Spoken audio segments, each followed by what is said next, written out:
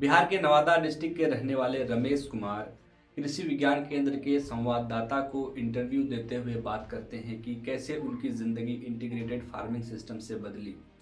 जब वो अपने पिता के 7 एकड़ ज़मीन पर पुराने तौर तरीके से खेती करते थे तो उनकी सालाना आमदनी जो है 1 से 1.5 लाख के बीच में होती थी। अब वो साइंटिफिक तरीके से खेती करते हैं, इंटीग्रेटेड फार्मिंग, जिससे उनकी आय में काफ़ी ज़्यादा वृद्धि हुई है। अब वो 4 से 5 लाख रुपए के बीच में कमा लेते हैं।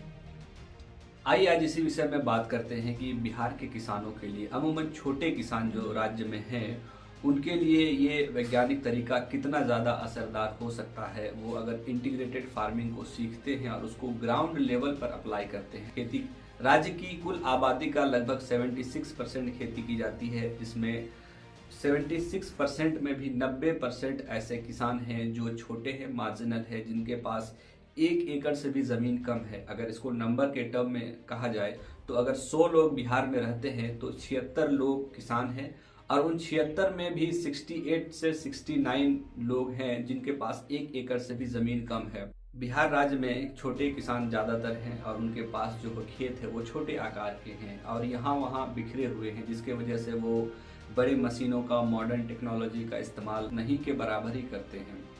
इसके अलावा भी समस्या बिहार के किसानों के साथ ये है कि उनके पास सिंचाई की साधन, मार्केट व्यवस्था उतनी अच्छी नहीं है, जिसके वजह से उनके फसलों की अच्छे दाम भी नहीं मिल पाते हैं, जिस तरह से पंजाब और हरियाणा के किसान के पास होती है।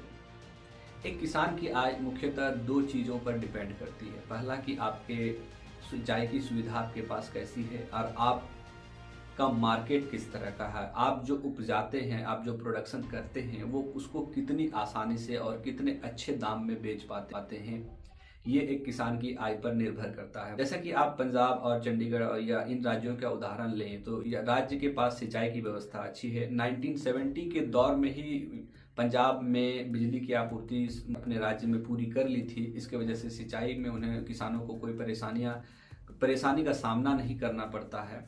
दूसरा है कि उनकी एपीएमसी मंडी काफ़ी ज़्यादा मजबूत है और किसानों को बैलेंस एमएसपी रेट मिल जाता है, जिसकी वजह से उसकी आमदनी भी हर साल बढ़ती जाती है। बिहार के सामने ये दोनों ही चुनौतियां हैं। ऐसे में एक सवाल आता है कि क्या बिहार के किसान अपने खेतों से एक अच्छी लाइफ स्टाइल के सपना नहीं देख सकते हैं। दूसरा कि वो अपने बच्चों की एजुकेशन, अच्छी शिक्षा के बारे में क्या अपने खेतों से सपना नहीं देख सकते हैं। तो इसके लिए एक ही जवाब है और वन टाइप सॉल्यूशन आप कह सकते हैं कि इंटीग्रेशन फार्मिंग सिस्टम एक वैज्ञानिक तरीका है खेती करने का, जहाँ पर आपको वैज्ञानिक बताते हैं कि आपको खेती के अलावा अन्य एग्रीकल्चर एक्टिविटी कर सकते हैं जो इंटीग्रेटेड होती है, एक दूसरे से जुड़ी हुई होती है और आपकी आय इसमें एक गवर्नमेंट एम्प्लॉय की तरह सैलरी वे में हो जाती है। हर महीना जिस तरह से एक सरकारी कर्मचारी को सैलरी मिलता है, उसी तरह आपकी आय भी बढ़ जाती है। क्या है इंटीग्रेटेड फार्मिंग सिस्टम? अमूमन ट्रेडिशनल फार्मिंग जो होती है वो 2 मौसम पर ज़्यादातर डिपेंड होती है, रबी और खरीफ, जिसमें आप 2 बड़े अनाज साल भर में उगाते हैं और उसी पर आपकी जो आय है वो निर्भर रहती है। लेकिन इंटीग्रेटेड फार्मिंग सिस्टम में ऐसा नहीं है। इसमें छोटे छोटे एग्रीकल्चर एक्टिविटीज़ को कनेक्ट किया जाता है, आपकी आय से जोड़ दिया जाता है।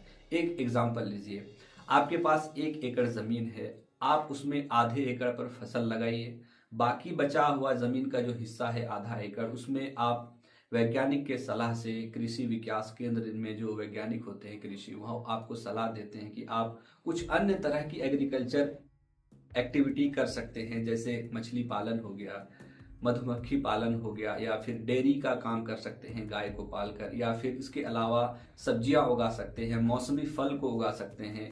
तो इस तरह से आपकी आय को किसी एक जगह पर डिपेंड नहीं किया जाता है, सेंटर्ड नहीं किया जाता है, बांट दिया जाता है, जिससे, और ये सारी चीज़ें एक दूसरे से कनेक्टेड होती है, जुड़ी हुई होती है, जो आपको एक हर महीने तनख्वाह के रूप में मिलती है, जिससे किसान की एक तो आय भी बढ़ जाती है और दूसरी सबसे अच्छी बात ये है कि ये जो खेती करने का तरीका है वो एक सस्टेनेबल है, यानी इसमें आपकी ज़मीन में ज़्यादा केमिकल फर्टिलाइजेशन का यूज़ नहीं होता है, आप ज़्यादा पेस्टिसाइड कीटनाशक वगैरह का इस्तेमाल नहीं करते हैं।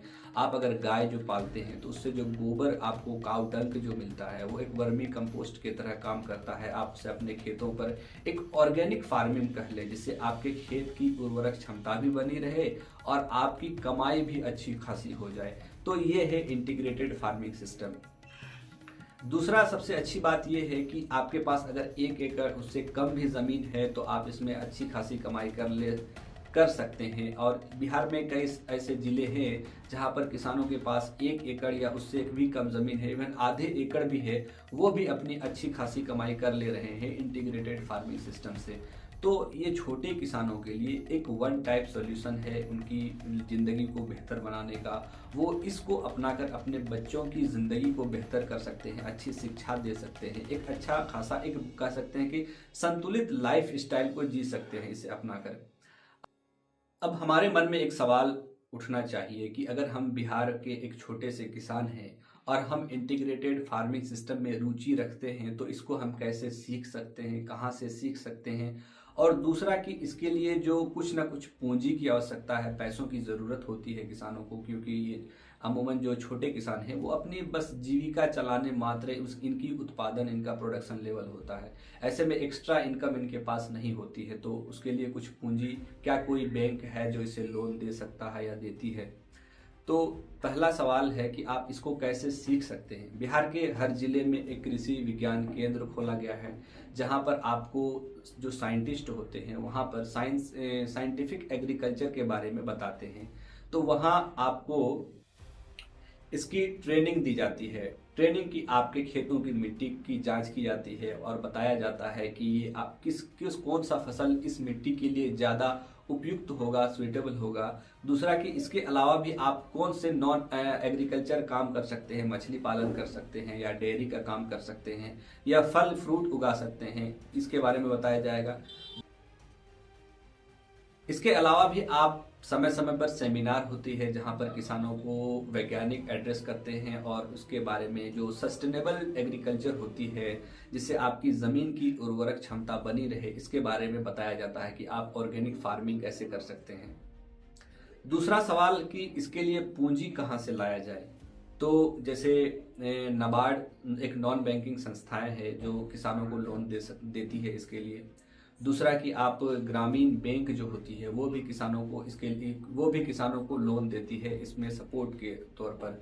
तो आप इसको अपनाएं, बिहार के किसानों के लिए एक अच्छा सॉल्यूशन है इंटीग्रेटेड फार्मिंग सिस्टम।